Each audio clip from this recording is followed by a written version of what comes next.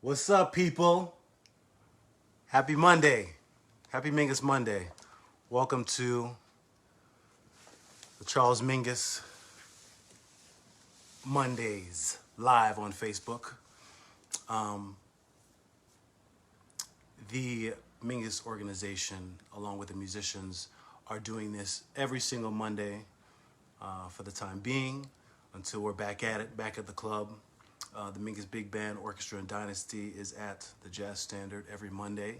But until we're back there, we're right here, live, on the Charles Mingus Facebook page. So we're very glad that you guys have joined us. We're doing this, of course, to keep the tradition of Mondays going, where we play Mingus's music and celebrate his legacy. We're also doing this to help support the musicians in the Mingus Band, to keep them playing, to keep us playing, and to hopefully put a little change in our pockets.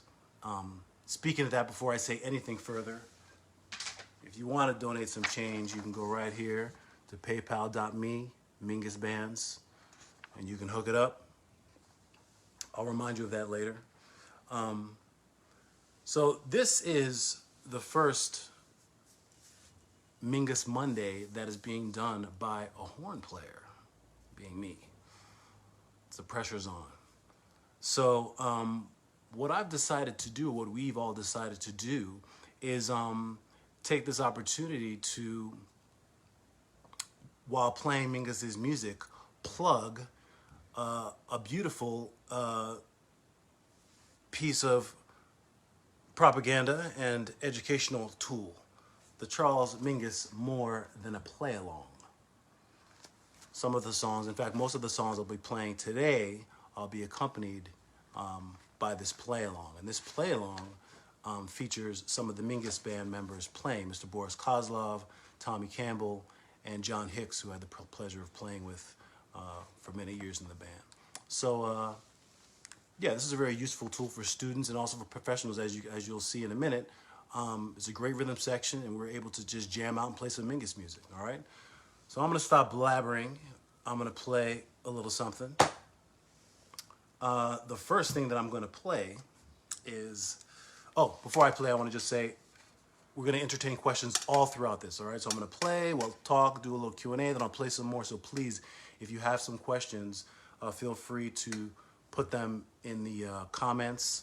I'm horrible at this whole thing, so hopefully I can keep track of the questions. Hopefully the people in the Mingus organization will help me keep track of some of these questions. But please feel free to ask questions between songs, all right? We'll make this a little back and forth thing. So the first song I want to play, I think quite appropriately, is a composition that's very well known of Mingus's, and I think it's quite appropriate right now. This is called Nostalgia in Times Square, which, believe it or not, I'm feeling very nostalgic for Times Square right about now. 1, 2, 1, 2, 3, 4.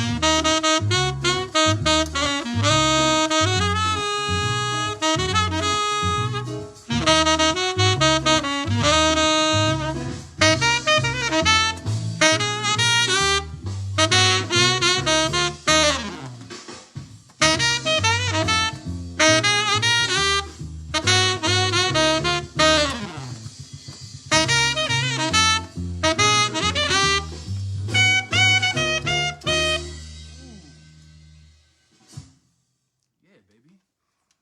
Right. Felt like I was playing with the cats. That's the idea. That's the idea. All right, let me see if there are any questions that we have.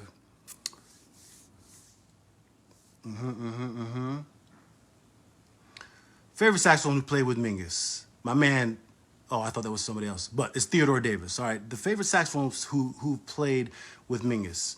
Well, I have to say, and of course I'm a little biased, but my teacher, the great Jackie McLean, he played with Mingus, and he's one of the people actually who introduced me to Mingus's music and got me checking it out. And we can talk about this further, but I mean, one of the great things about Mingus's music and the bands that he put together is he always chose people like Jackie McLean. You know, he didn't want that homogenous sound. He really wanted people that that had a unique sound and a unique flavor. And I think one of the great things about Jackie McLean and people like Eric Dolphy, you know, John Handy, the list goes on and on. All the people that Mingus chose to play with him had a really unique sound and a great character. And that's what's so great about J-Mac, that's what's so great about Mingus. And one of the great things about the Mingus band present day is that I think we hold true to that legacy. I mean, if you listen to, of course, even just the saxophones that we use, people like Scott Robinson and Abraham Burton, myself and Alex Foster, you know, Vincent Herring, the list goes on and on. Everyone has a really unique and distinctive sound. So Jackie McLean is one of my favorites. In general, he's one of my favorites who played with Mingus, and that's why. Profile of Jackie, right? Bertrand Uberall, a great fan of Mingus and of music in general, of jazz music in general. He's a great supporter and advocate, and somewhat of a historian, I'd say. Yeah, Profile of Jackie is a great tune, and in fact, did we record that yet? I don't think did we record it on the last record, or we gonna? I think we maybe just recorded that because we did a new album recently. And Profile of Jackie is a great piece that was written in celebration of Jackie McLean. So, yeah. Any other questions so far? All right, anything that I missed? Let's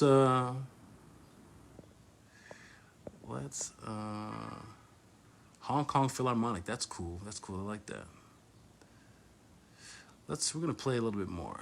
I'm gonna play another one. You guys think of some questions. Critiques are cool too, but I'm gonna ignore them. Like that dude, he told me to take a breath. I was breathing. You just didn't see it through the flurry of sheets of sound.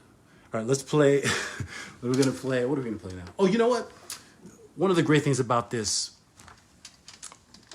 Mingus More Than a Play Along is that there are some really great little excerpts of some things that Mingus says about the pieces, and I think that that's very unique. No other real book, you're never going to find that in any other real book, and they're really straight from Mingus's mouth. So I'm going to play this composition, Peggy's Blue Skylight. Before I do, I'm just going to say a little bit of something about it. I'm going to read what's here in this Mingus More Than a Play Along. Peggy's Blue Skylight is a good example of how Mingus altered basic song forms. Only the second half of the 16-bar A section is repeated after the bridge. It is interesting to note that the first 2 bars are taken almost verbatim from the middle of another Mingus piece, Reincarnation of a Lovebird.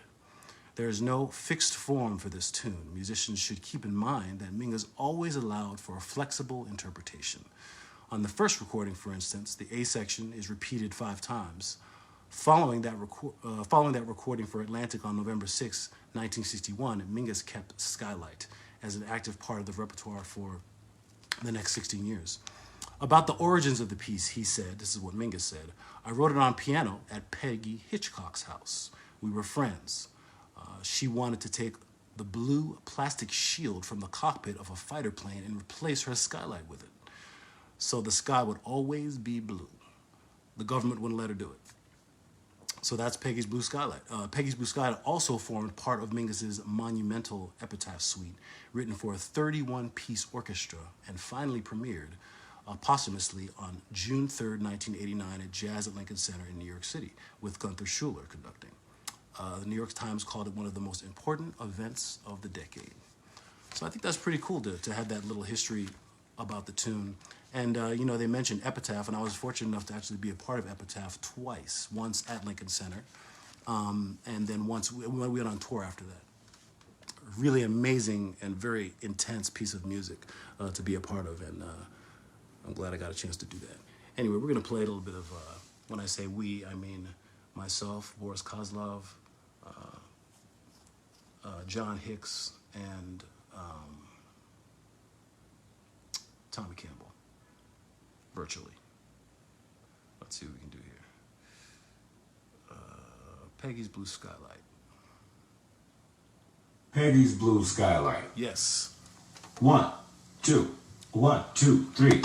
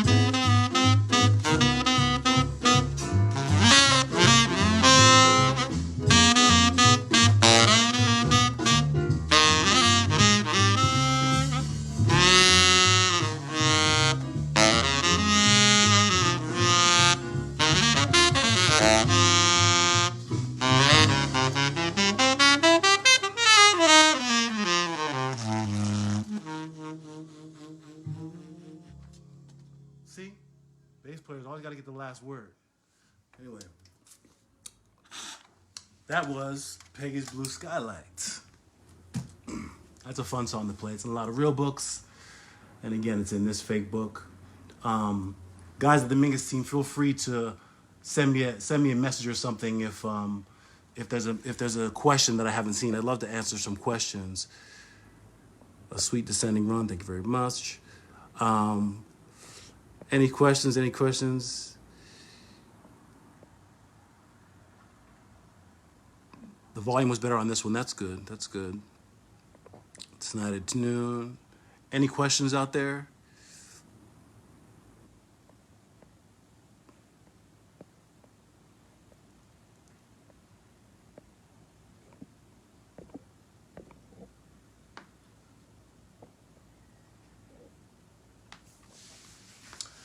So, I'm trying to think if anyone has any questions, what I should talk about.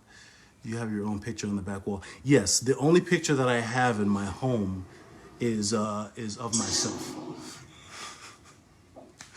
That was a question from Scott Robinson. He's my man.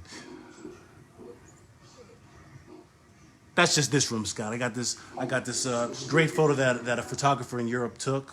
I think I don't say the wrong thing. I think he's an Italian photographer. I forget his name right now, but it's a really cool picture. And I brought it all the way back from a long tour that I was on, and I got it all the way back here, and I was like, you know what? I'm framing it and putting it up. Liz, anyone? Are there any questions that you guys got from your end? Any questions from your end, guys?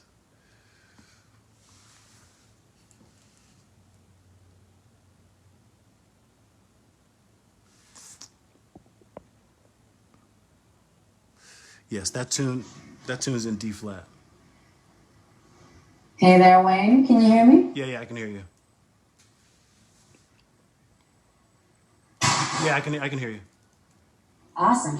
I do see there are some questions. If you need some help, I know the questions and comments are moving kind of fast. Yeah, please. Yeah, but no worries. So I have to circle back to Jackie. We were talking about Jackie earlier. Somebody asked, "What's your favorite Mingus record with Jackie?" You're gonna catch me off guard because I can't recall which of the ones. I just can't recall right now, to be honest with you. I can't remember which albums J-Mac is on. I gotta research that, and I gotta check which ones he's on so that I can answer that question. That's a good question. Hey, no worries. I have another question. What do you think about how Mingus chose such unique voices for his band, and how that shaped the sound of his music?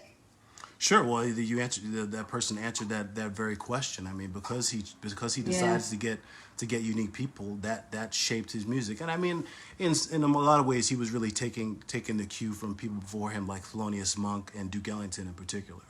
You know, I mean, that's what those musicians did too. They made it a point to choose very unique voices.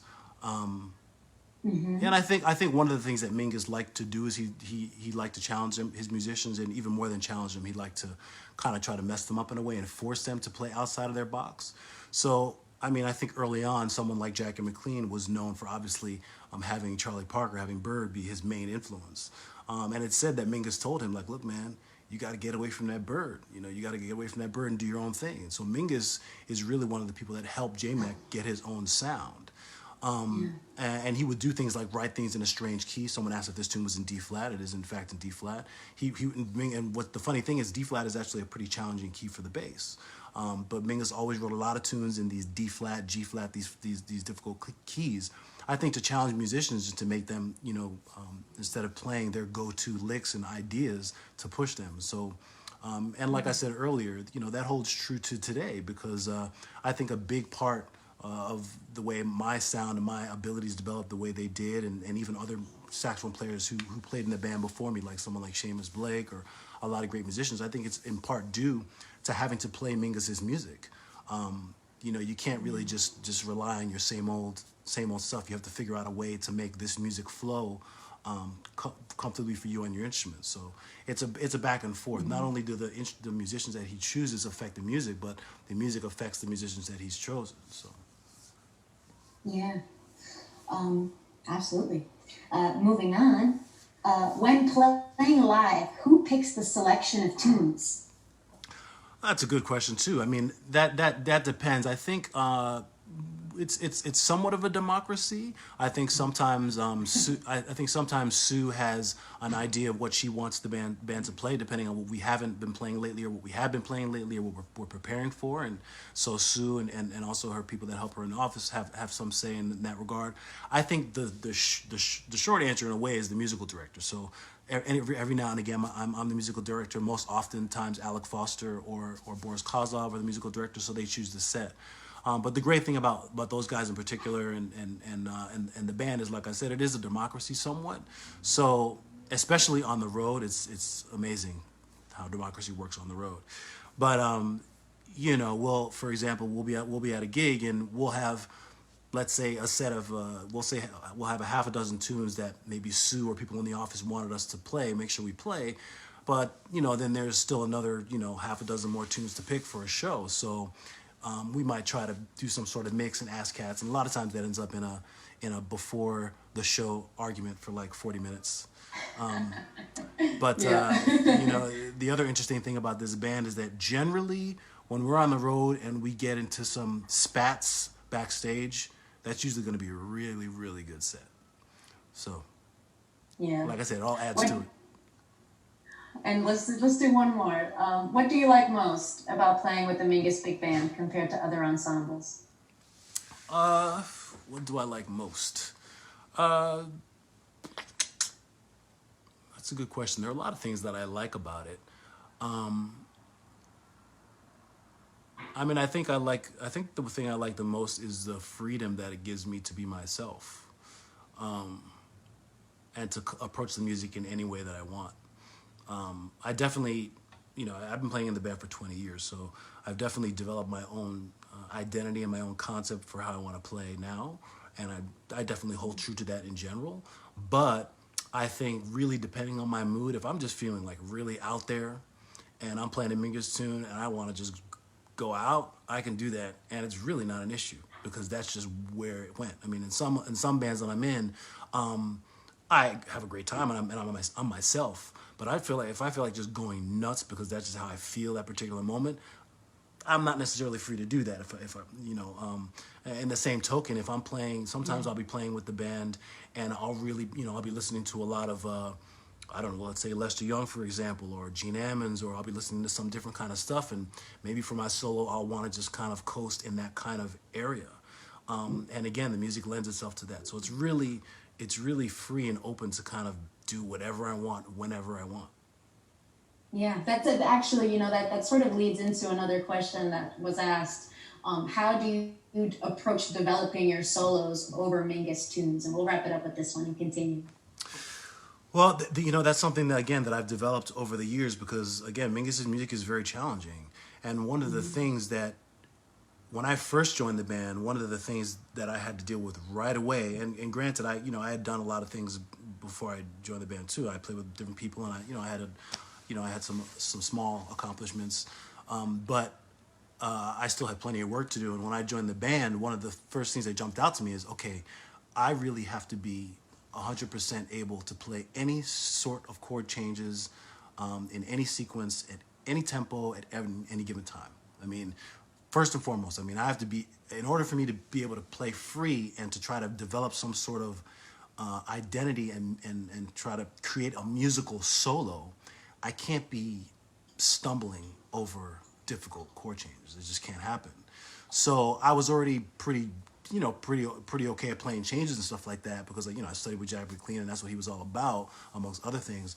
But because of the challenging keys and the time shifts and the tempos, and because the question was how do I develop my solos, because I was really into developing my solos and getting having a nice theme and developing it and all that. It can't happen if I'm stumbling over these changes. So it made me just really just deal with harmony even more than I already was. So you're asking me how I develop my solo, and the first thing I have to do is I have to be free. I have to be free, and the only way to be free is for chord changes not to be an issue. So I don't know if that directly answers the question, but that's just something that's in my mind when I hear that question.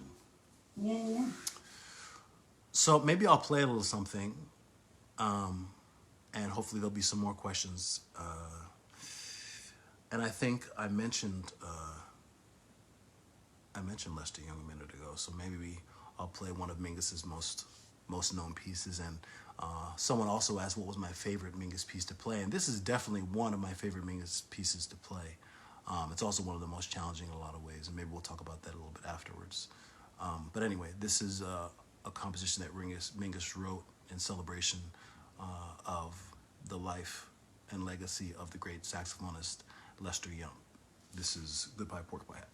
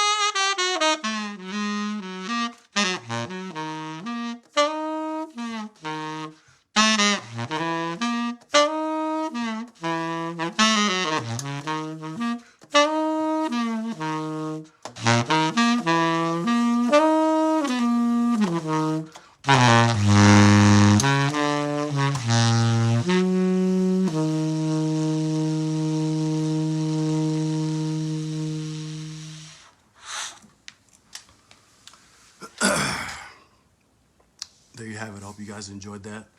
That was Charles Mingus's Goodbye Pork Pie Hat. As the story goes, the guys were on a gig. He and his band were on a gig, and I guess they had just heard that Lester Young passed away. And of course, Lester Young was so important to this music, and I'm sure it was important to everyone in the band, and I'm sure they knew him personally. And the story goes that the guys just played a blues. They just played an E-flat blues. And all of these amazing different kind of chord changes came up that the guys were playing. And Mingus thought it was so beautiful and so powerful that he went home that night and kind of just tried to jot down what he remembered that the guys played of all these different alterations and beautiful sounds. And so he came up with Goodbye Pork Pie Hat. And it's gone on to be one of his most recognized songs and one of his most beautiful songs and one of the most challenging songs that he's written. Are there any questions out there? I see someone ask me if I'm playing a number 4 reed. Yeah, no, I'm not. I'm no Charlie Parker or Sonny Rollins. Although it's good if it sounds like it's a hard reed. You know, I think a lot of people think that you're supposed to play a really hard reed. And notoriously, I believe Bird did play a hard reed, as did Sonny Rollins. But actually, a lot of people played soft reeds. Like if you talk to Phil Woods about his reed strength, or even if my good friend and Mingus colleague Vincent Herring, if you talk to a lot of those guys, actually they play a pretty soft reed and are able to get a huge sound. And I think, at least for me, sound is more about balance. So if you have a softer reed with a larger mouthpiece, and I have a very big mouthpiece, I play like a 9-star. So if you have a softer reed with a big mouthpiece, it has that balance, you know. And I think the smaller your mouthpiece, probably the harder reed strength you want to have. So I actually play a pretty soft reed, but I play a really large mouthpiece. Somebody also asked what saxophone you're using. I am using a super balanced action tenor, and every time I'm online or doing one of these sort of question answer things, someone brings up the saxophone that I lost. And at this point, it's okay. I can talk about it. This horn that I have right here right now is a super balanced action tenor. It's like the same model that Coltrane played, you know, in the 50s and 60s. I actually got this horn, I remember, because I got it 11 years ago. 11 years ago, I lost my old super balanced action horn and mouthpiece in a taxi cab in New York City. And that was pretty much the most horrible thing that's ever happened to me in my life. But through, and I'll say this, actually, this is a good, why don't I mention this, through good support of a good friend of mine named Alonzo Wright. He's a great saxophone player and a technician and sound guy and road manager. He helped me find this horn. This used to be Bob Franceschini's tenor saxophone, another great saxophone player who played with Mike Stern, amongst others. And with a generous gift of support from the Jazz Foundation of America, they helped me get this horn. So this horn's pretty special to me. And that's that. It's a super balanced action. I did try other horns like Ichimori. I think they're a great horn, and also R.S. Berkeley are some great horns that I use from time to time. But oftentimes I end up playing this super balanced action. I love it. Let's sort of reconfigure a little bit and talk a little bit about when and how you joined the band. Sure. That's kind of an interesting story, actually. So a few of my good friends were in the band. Some of my closest friends, Jonathan Blake, a great drummer who still plays in the band from time to time. He was in the band. And also a good friend of mine, Jeremy Pelt. Incidentally, the three of us started Black Art Jazz Collective together, so we're really close. And they always used to invite me down to sit in with the band when the band played at Fez, at the Time Cafe in the Village. So I would do that quite often.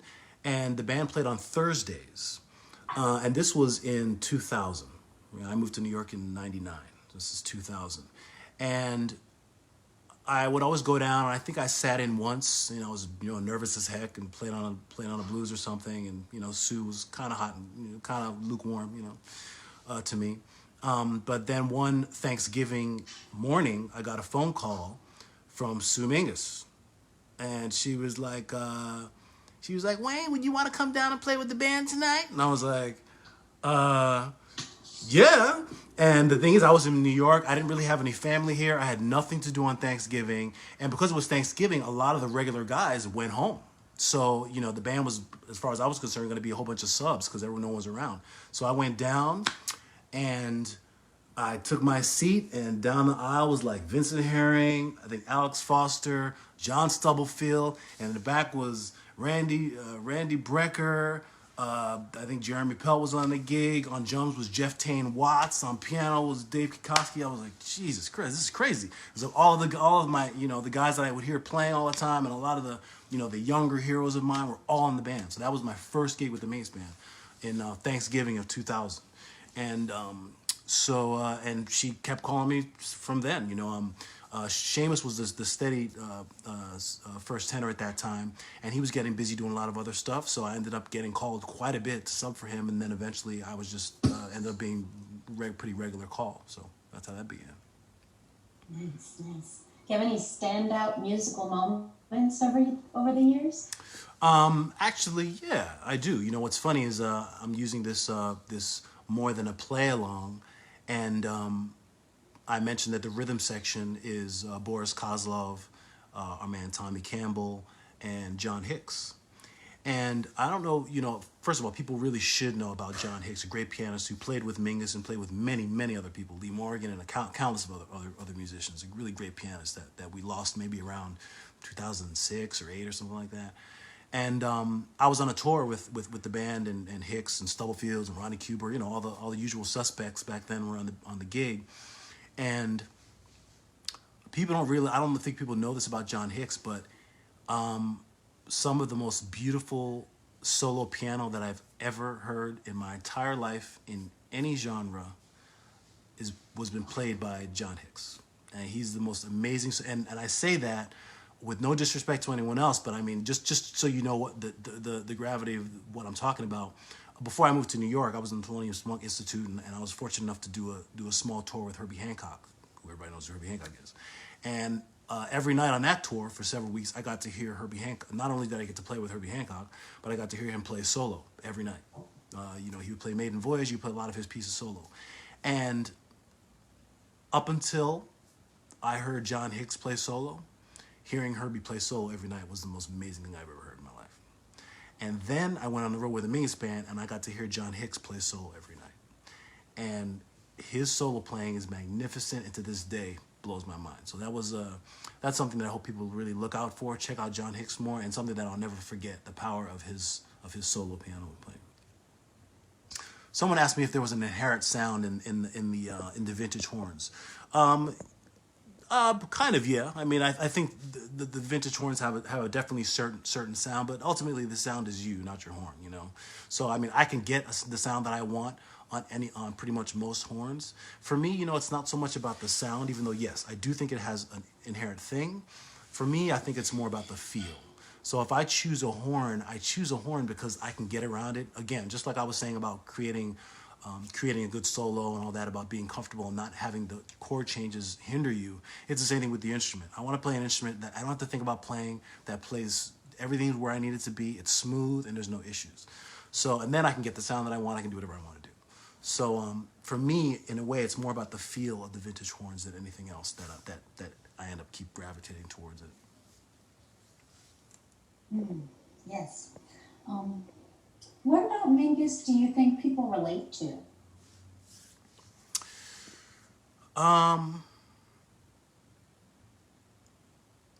Well, I probably, one of the many things, but one of them I think would be his soulfulness.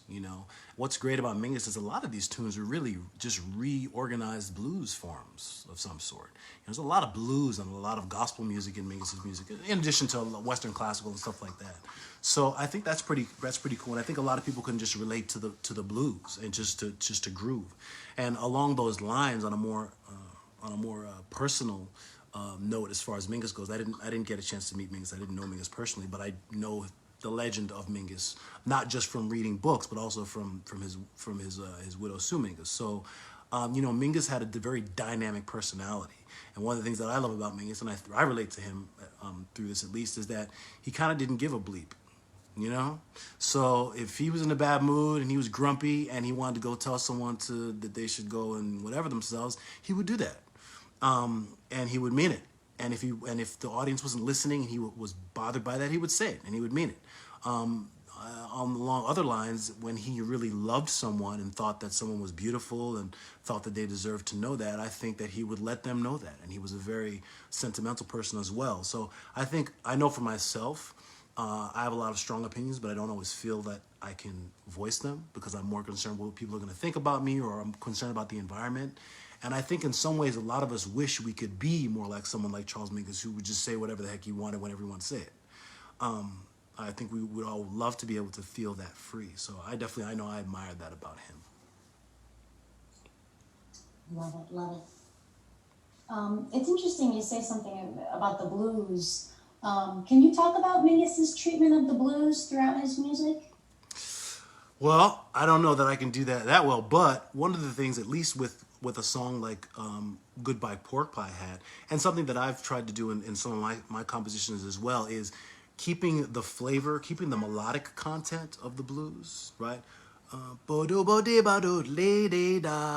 changing the harmonic undertone of that, And I think that's really a really beautiful thing to do. And I think you can create so many different sounding melodies just by keeping that, even just little things that we all try to do.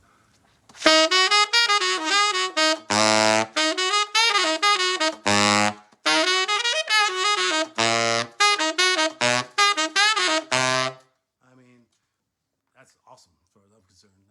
Just keeping that same blues melodic content, but changing the underlying harmony is a beautiful thing and not something to be underestimated. Love it. Thank you so much. Yeah. Well, if you'd like to play us out, we can round up with some more questions and go from there. Yeah. Why don't I, since I did mention Sue and I love her so much. She's done so much for not only the musicians in the Mingus band by employing us, and not only, but she's also just done a lot for Mingus's music. Not only she's done a lot for Mingus's music, and doing all she's done to make sure that this music lives on and gets celebrated by a lot of different people, but she's just done a lot for the jazz community, and all of us personally. She's really an amazing person. And like I said before, Mingus had no problems expressing his feelings in that regard, and wrote some beautiful love songs and tributes to her and other people. This song I'm going to play now is a composition that he wrote for her, and he appropriately titled it Sue's Changes. I think those of us who know Sue know what that means. Sue's Changes. All right. We're going to bring back the band.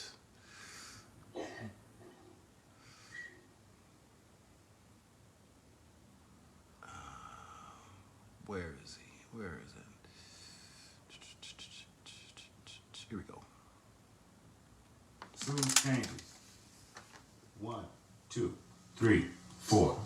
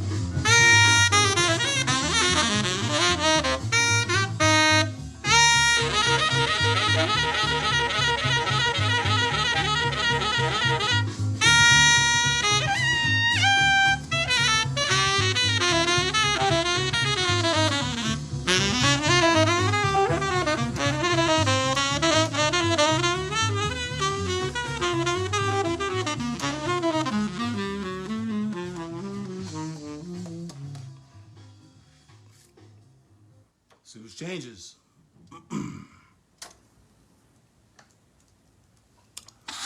So I'd like to remind everybody that while we are doing this for the love of the music, we're not only doing this for the love of the music.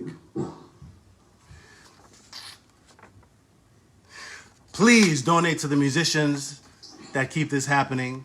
You know, we're in a difficult situation now that we're stuck at home, but we are very fortunate that people like Sue Mingus and her organization and a lot of other people are doing their best to keep us making music and keep us playing. So if you like what you're hearing and you want to support the Mingus Band, please go ahead and go to paypal.me. Whatever else it says, Mingus Bands, all right? Paypal.me, Mingus Band, you can see it. I can't see it from here. Please do that, we appreciate it. Also, I'd like to send a big, huge birthday shout out to a Mingus alumnus, Mr. Jack Walrath. Bad dude, played in the Mingus Dynasty for several years. And he's another one. Unique sound, amazing technician, a great writer, and has arranged some nice pieces for the Mingus Band. So we want to send a special birthday shout out to Jack, and I hope to see and play with him very soon. Any last questions before we get out of here? What is your favorite Sue story? My favorite Sue story? Oh no. Yeah. Do I have any Sue story that I can tell? Well, I won't necessarily tell a. Well, I'll tell a little story. Yeah, well, it's not really a story, but well, first of all, one amazing thing about Sue is that up until only the last few years, she was traveling on the road with us the entire time. I mean, and we were on 12-hour bus rides going through Spain. And I'd be or all over the place. Italy is hot. The air conditioner's broken. You hear cats in the back complaining. This bus isn't comfortable. I want to sleep now. Complaining about stuff. And you go to Sue in the front, and she's awake. Or sleeping, whatever. She was chilling, telling jokes, completely cool, and didn't faze her at all. And she'd show up, and she was giving 100%, talking on the mic, doing what she needed to do. And I mean, she was much older than we were, and it didn't even faze her at all. It's one of the strongest women I've ever met in my entire life. One other small little interesting thing about Sue is back when I was playing at Fez, one of the first gigs I did with the orchestra, we were playing Toto Moto. It's a pretty involved piece. And there's a little section that has kind of a solo saxophone and trumpet back and forth section. It's a really beautiful moment. And there was one note that I got wrong.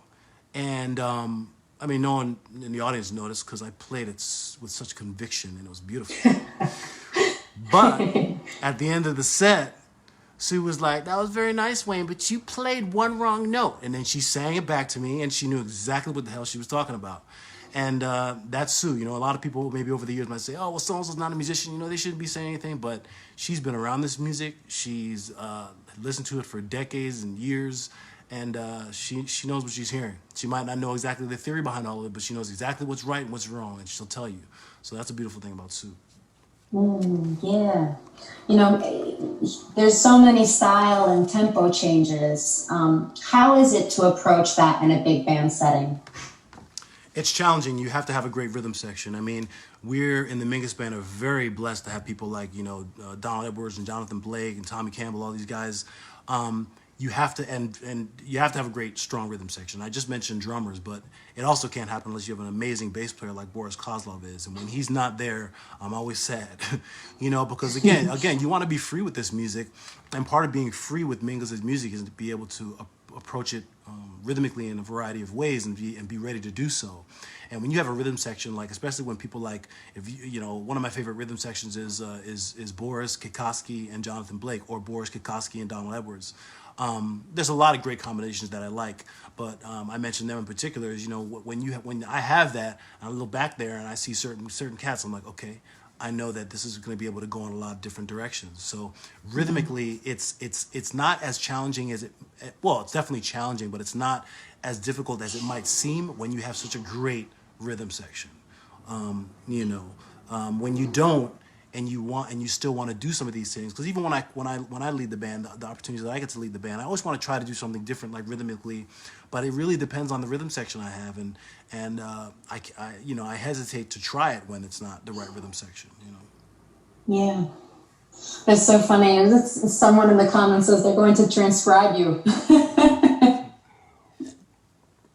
Maybe I should transcribe myself, learn a little, Hey. learn a little something. But thank you. I hope you. Thank you so much, Wayne. We'll leave you with one comment, one more question. Sure. What does Mingus mean to you?